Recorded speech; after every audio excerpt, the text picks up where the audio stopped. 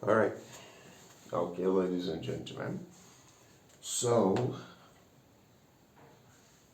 two things I'm going to be talking about today. First of all, is about the expenses I made on the vehicle. Is it this month or last month? Anyway, I think I should be adding this to our analysis for the months, like the gross profit, the expenditures, and the net profit. So far, what we have right now is like our major expenditure and only expenditure is the fuel, right? So I want to have to inculcate the repairs that sometimes happens in the car. Sometimes it's the oil change, sometimes you change your brake parts. So let me just give you a snippet into what I spent on repairs on the car. All right, so it's like this. I had to. My EV joint was bad. I think we call it shaft, right? I'm not sure, but I think the normal, regular, general name is EV joint.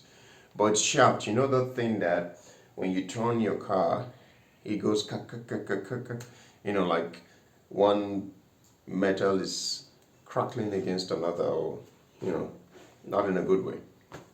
So that was bad. And then when I wanted to go fix it, they told me that they had the black one and then they had the white one. They couldn't differentiate it by product or brand. It just said white and black, and the black was going for around 16K. The white one was around 13K. So I had my mechanics help me do some analysis, like why is the black one preferred. They said no, it's just not just brand. Yeah, but why? Because if the white one works, I'm really okay with spending on that, right? So later on, I got to understand from a different mechanic that the reason the black one is preferred is because the black one uses ABS, right? It has an ABS installed.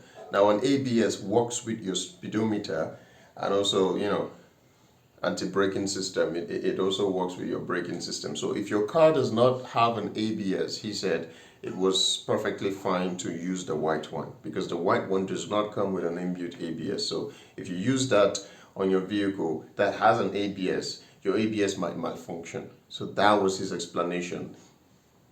Whether it's true or not, I don't know, but for some reason he sounded so believable. And my car did not have an ABS. I took it out I think it was 2 years ago, right? It started to malfunction. My speedometer was going, it wasn't functioning right. So I took it out. So they had another connection done. I don't know what to call it, but the ABS is not in the car at the moment. So I had to get the white one, right? So I only got it for one side. The other side was still okay. And by the way, just as a pointer, what actually spoils your shaft or EV joint is when the hose covering the shaft cuts or tears out, and then sand or dust or debris get into that place. It doesn't matter if you bought it yesterday, it doesn't matter if you bought it 2 days ago, if that hose should tear and you allow sand to get in there, your shaft is gone, right? There is no fixing it, there is no cleaning it, there's nothing, right? Because once it gets inside, like it starts to grind and with the sand, and that's the sound you hear. I hope I'm right, but that has been my experience because the last time I even bought this, it was going for around 10,000. That was even for the costlier one, which is the black one, according to them. But this was like a year and a half ago or so. So it's not something you always need to change. Just make sure from time to time, go under your vehicle, look at the hose very close to the tire. It's a black round stuff, you can't miss it. Very close to the tire, just a black colored hose. So it covers that EV joint, that shaft. So if it's torn, make sure you have it replaced almost immediately. It's not an expensive thing. Buy the original one. There's the ordinary one, doesn't come, it's not that sturdy. Buy the original. I think it's 2.5 the last time I fixed. So probably still that price. All right. The other thing I had fixed was my tires. My tires, one of them started to feel a bit wobbly. So I checked and saw closely that it had swollen a little bit. Now, talking about swollen tires, one of the reasons that can cause your tire to get swollen is actually overpumping, right? The PSI ratio, I don't know the full meaning, but you can find the ratio. If you open your driver's side of the door, just check by the side of the door. There are some labelings there. You see PSI, then you see the number.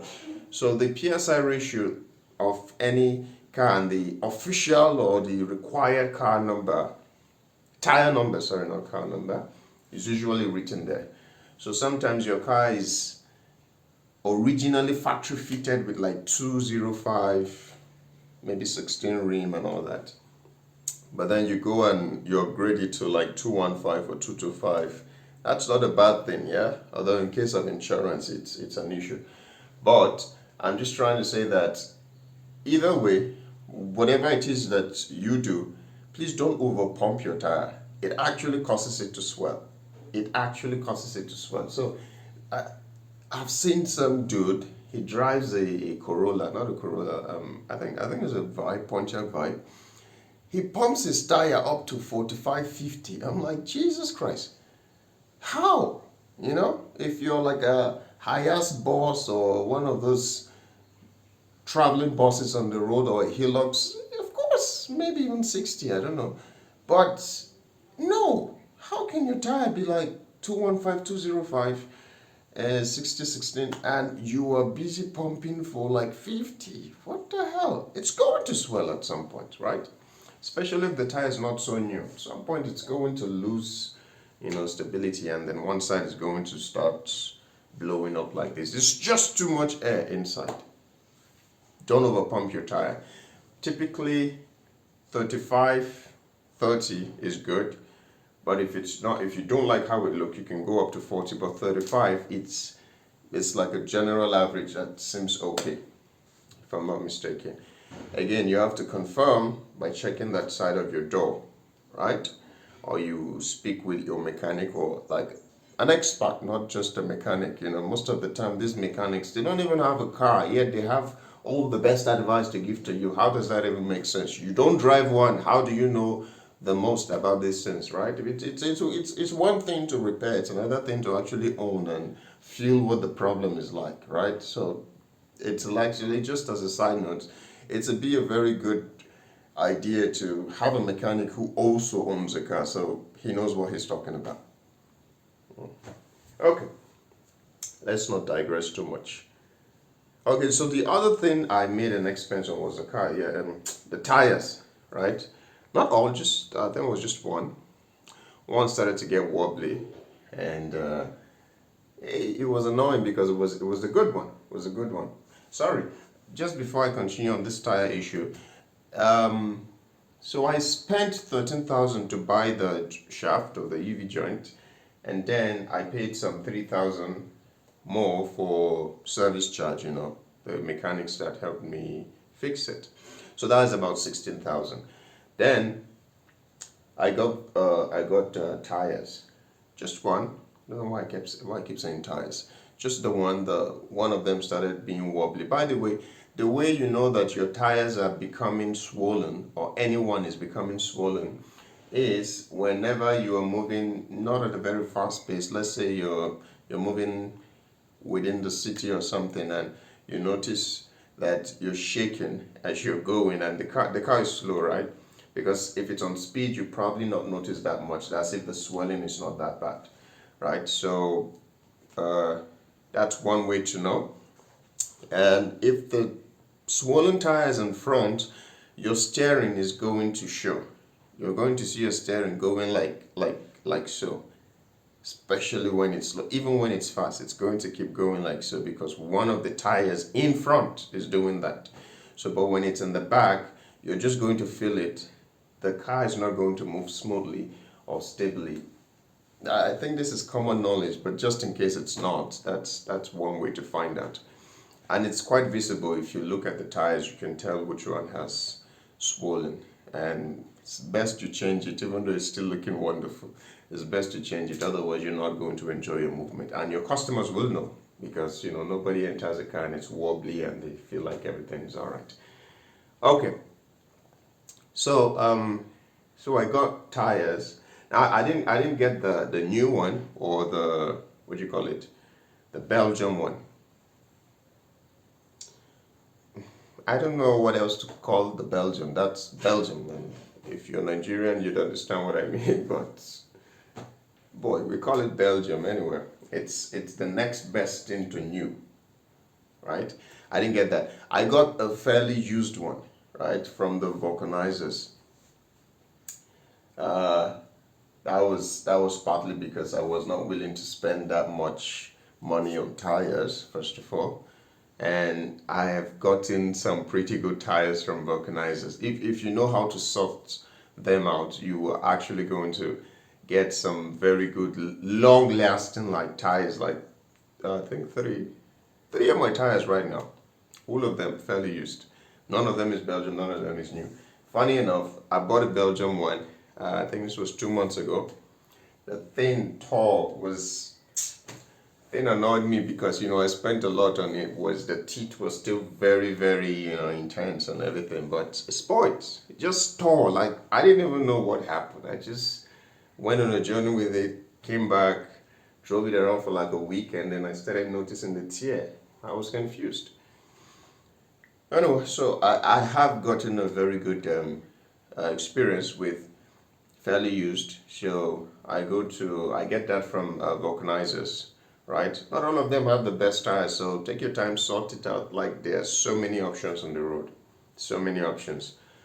Okay, uh, so when you get there, one tip I'll give to you, if you're like me that also get like fairly used tires, one of the tips I'll give to you is this. Whenever you want to get the fairly used tire, always make sure it doesn't have a patch. Even if the patch is so tiny, make sure it doesn't have a patch. If it has a patch, just get to the next one. All right? That patch is probably one of the reasons the person that sold it. I'm telling you, right? It may look like a small patch, but probably not. Probably not, right? Always just stay safe. Go for the ones that is absolutely without patch.